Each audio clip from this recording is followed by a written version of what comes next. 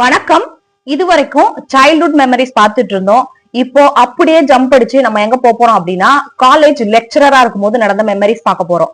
அதாவது அதுக்கு இடையில யூஜி, பிஜி, பிஎட், அதுக்கப்புறமா இப்போ ஒர்க் பண்ணிட்டு இருந்த மெமரிஸ்க்கு வந்திருக்கோம். நான் வந்து அந்தந்த சீரீஸா நான் வந்து யூஜி, பிஜி மெமரிஸ்னு சீரீஸா போடலான்னு இருக்கேன். இப்போ வந்து லெக்சரரா இருக்கும்போது நடந்த ஒரு மெமரி தான்.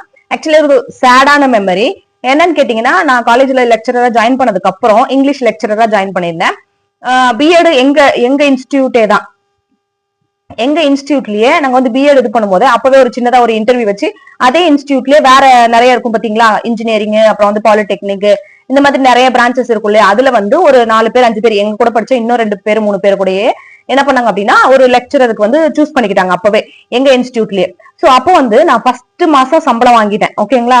ஃபர்ஸ்ட் மந்த் சம்பளம் வாங்கின உடனே எனக்கு வந்து ரொம்ப ப்ரைடா அதை நம்ம ஃபீல் பண்ணிட்டு நம்ம அப்பா அம்மாவுக்கு வந்து ஏதாவது நம்ம வந்து வாங்கி தரணும் அப்படின்னு சொல்லிட்டு நான் என்ன பண்ணேன் அப்படின்னா பிளான் பண்ணிட்டு போன் பண்ணி சொல்லிட்டேன், அம்மா இன்னைக்கு நான் வந்து வர்றதுக்கு லேட் ஆகும், அதனால நான் வந்து இந்த மாதிரி நான் வந்து வாங்க போறேன், ட்ரெஸ் வாங்க போறேன், உங்களுக்கும் அப்பாவுக்கும் வாங்க போறேன் அப்படின்னு சொல்லிட்டு ஒரு கடைக்கு வந்து நான் வந்து போயிட்டு நல்ல பிராண்டா அப்பாவுக்கு வந்து ஒரு வேஷ்டி சட்டை, அதுக்கப்புறம் அம்மாவுக்கு வந்து நல்ல ஒரு டார்க் கலர்ல எனக்கு பிடிச்சது மாதிரி அவங்களுக்கும் என்ன போட்டா நல்லா இருக்கும் அப்படின்ற மாதிரி நான் பிளான் பண்ணி அம்மாவுக்கு ஒரு பிங்க் கலர் சாரி, அதுக்கு பிளவுஸ், அப்புறம் வந்து ஒரு ப்ளூ கலர் சாரி, அதுக்கு பிளவுஸ் எல்லாமே எடுத்துட்டு கால் பண்ணியும் சொல்லிட்டேன், இந்த மாதிரி நான் உங்களுக்கு வாங்கிட்டு வரமா, என்னென்ன உங்களுக்கு இந்த பிளவுஸோட இதெல்லாம் வேணும் தெரியுங்களா, எவ்வளவு உங்களுக்கு மீட்டர் வேணும் அப்படி இப்படின்னு கால் பண்ணி எல்லாம் கேட்டு அவங்களுக்கும் அம்மா எதுக்குமா அதெல்லாம் வேணாமா அப்படின்னு சொல்றாங்க. இதெல்லாம் என் ஷேரும் பண்ணிட்டேன் நானு. அதுக்கப்புறம் நான் வாங்கிட்டு கொஞ்ச நேரம் கழிச்சு எல்லாம் வாங்கிட்டு நான் வந்து கிளம்பி எங்க ஊர் பஸ் ஏறி நான் வந்து வந்துட்டேன்ப்பா. இப்போ வந்து என்ன ஆகுது அப்படின்னா, முன்னாடி அந்த பஸ் டிரைவர், அதுக்கப்புறம் ஒரு அந்த அந்த என்னது என்ஜினா அது இருக்கும், அதுக்கு பக்கத்துல நின்னுட்டு இருக்கேன். கூட்டமா இருக்கிறதுனால பஸ் அங்க நின்னுட்டு நான் வாங்கின திங்ஸ் எல்லாம் அந்த பஸ்ஸுக்கு இடையில ஒரு கேப் இருக்கும் தெரியுங்களா. சம்டைம்ஸ் போகும்போது நம்ம லக்கேஜ் எல்லாம் அந்த டைம்ல வைப்போம்.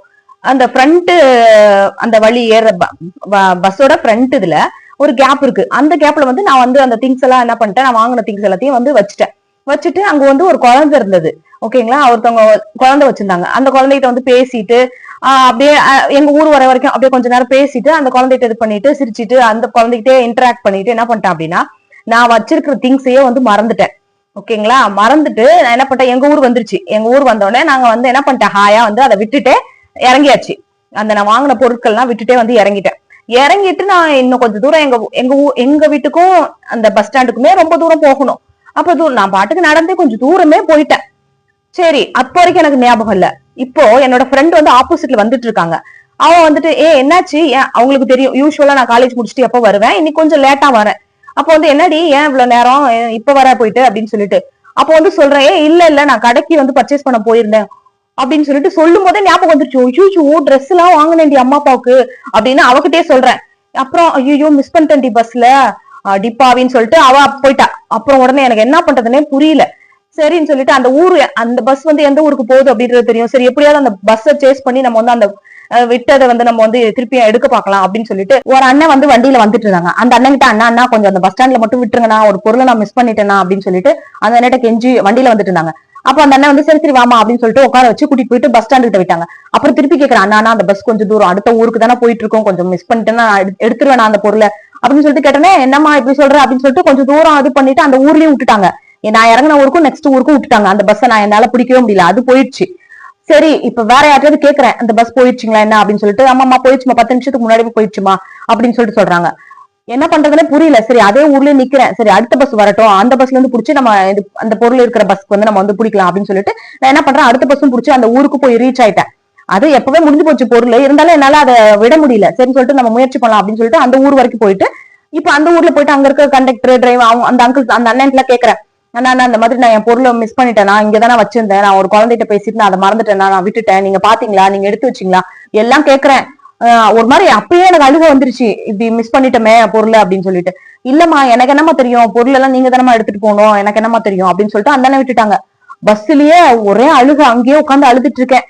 என்னடா இப்படி நம்ம ஒரு பொருள் ஆசையா நம்ம வந்து சம்பளம் ஃபர்ஸ்ட் சம்பளத்துல வாங்கி கொடுக்கலாம் அப்படின்ட்டு அப்பா மட்டும் வேற இன்ஃபார்ம் பண்ணிட்டோமே, அவங்க என்ன நினைப்பாங்க, பாவம் ஆசையா காத்துட்டு இருப்பாங்களே பொண்ணு வாங்கிட்டு வருதுன்னு சொல்லிட்டு அப்படின்னு ரொம்ப வேதனையா இருந்தது. அங்கேயே அழுதுட்டு சரி என்ன பண்ண முடியும் அப்படின்னு சொல்லிட்டு அவ்வளவுதான் முடிஞ்சு.